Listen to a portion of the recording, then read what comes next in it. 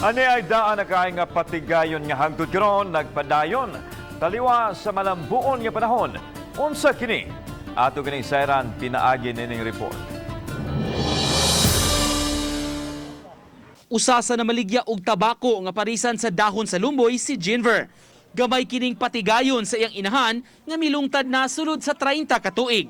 Mato ni Jinver nga bisan sa pagdagan sa panahon, nagpabilin ang gamay nila nga negosyo nga hangtod karon padayong gihangop. Adunay namalit aron mao'y iyang gamiton sa matag karon og unya. Mas menos ang presyo niini itandi sa mga sigarilyo nga gibaligya.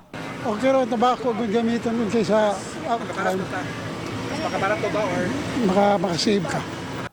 Ang linukot nga lumboy mukat nidad gikan sa 40 hangtod sa 80 pesos. Tag 40 pesos ang kinumpi kun ang dahon sa lumboy nga wala pa likita. Samtang tag sa kagatos ka pesos usab ang panid sa tabako moabot sa 1,500 pesos ang usa ka bug-os niini. Matod ni Jinver nga duha ka semana lang ang milabay na ulian ang presyo sa tabako nga misaka sa 100% ang presyo human sa bagyong Odette. sa basad kanang dili kay sa kuan gani sir sa kanang sigarilyo nimo nga dagang kayo mabati mo nga sakit ba. Mga sa dili kutas ba. Uban ni Cleofer Lumayag, Nico Sereno.